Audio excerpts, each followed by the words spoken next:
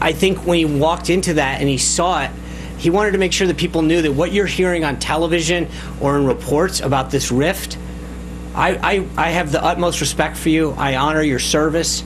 I'm proud of what you're doing and the sacrifices that you're making.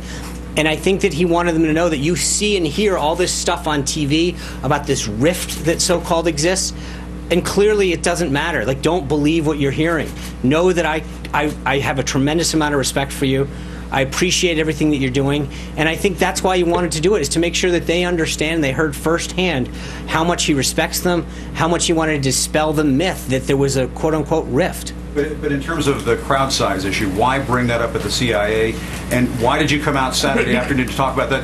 Did he tell you, Sean, I'm upset about this, I want you to come out? No, I'm not going to get into conversations that I have with the president, but I will tell you that it's not just about a crowd size.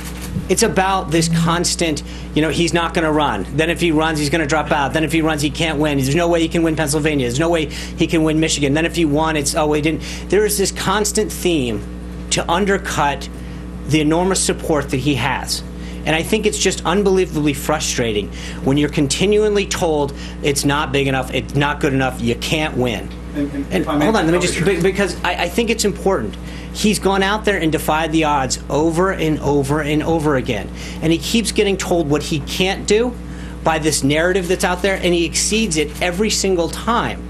And I think there's an overall frustration when you turn on the television over and over again and get told that there's this narrative that you didn't win, you weren't going to run, you can't pick up this state. That's not, that's a fool's errand to go to Pennsylvania. Why is he in Michigan? How silly. They'll never vote for him. A Republican hasn't won that state since '88. And then he goes and he does it. And then what's the next narrative? Well, it must have been because of this. He didn't win that. And then, oh, people aren't attending your thing. Or John Lewis is the first person to skip his inauguration. Not true. And over again, the MLK bust. I think over and over again, there's this constant attempt to undermine his credibility and the movement that he represents. And it's frustrating for not just him, but I think so many of us that are trying to work to get this message out. And so I mentioned this to Jonathan, but part of this is a two-way street.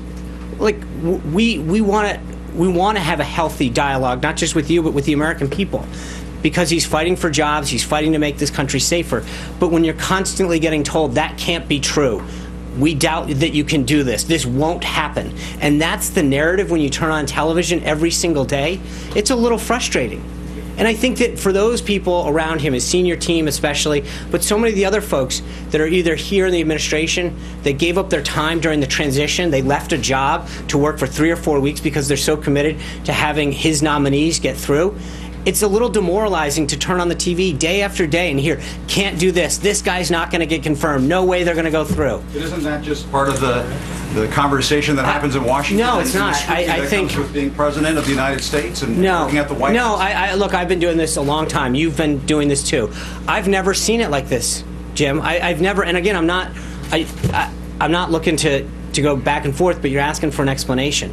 And I think that it's important to understand that whether it's the president himself, the vice president, the senior team, the volunteers, or the people who are out there just, in America that voted for him or walked the streets or put up a sign, that to constantly told no, no, no, and to watch him go yes, yes, yes every time, and to come up to the next hurdle and see someone put a block up, gets a little frustrating.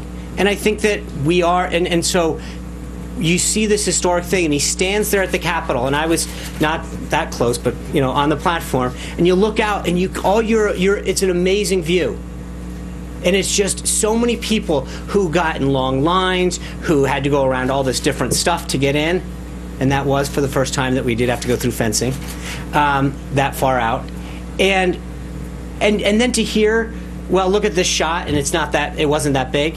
It's a little demoralizing, because when you're sitting there and you're looking out and you're in awe of just how awesome that view is and how many people are there, and you go back and you turn on the television and you see shots of comparing this and that. I mean, and then you look at the stuff that's happening. The nominees that get put out, the Democrats stopping. There are 2 cabinet officials, ladies and gentlemen, that are taking their office today. He visited the CIA, and a director that was considered a consensus candidate wasn't approved. Where's the story?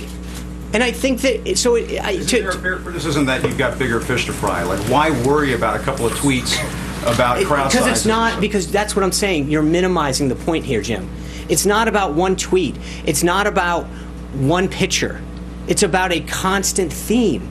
It's about sitting here every time and being told, no, well, we don't think he can do that. He'll never accomplish that. He can't win that. It won't be the biggest. It's not going to be that good. The crowds aren't that big. He's not that successful. The narrative and the default narrative is always negative. And it's demoralizing. And I think that when you sit here and you realize the sacrifice the guy made of leaving a very, very successful business because he really cares about this country, and he wants to, despite your partisan differences, he cares about making this country better for everybody. He wants to make it safer for everybody. And so when you wake up every day, and that's what you're seeing over and over again, and you're not seeing stories about the cabinet folks that he's putting or the success that he's having trying to keep American jobs here, yeah, it is a little disappointing. So it's, you know, It's always going to be positive. Sometimes it's not. And sometimes we'll stories. make mistakes. I promise you that. But it's not always got to be negative, Jim. Some days we do the right thing. Some days we are successful. So it's not. It's part of this is saying when we're right, say we're right. When we're wrong, say we're wrong. But it's not always wrong and negative.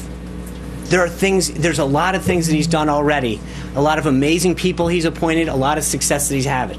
And it would be once in a while for someone just to say, report it straight up. He appointed this person, here's their background, not why they're not going to get nominated, not why it's not going to happen. So, Thanks, Sean. hold on.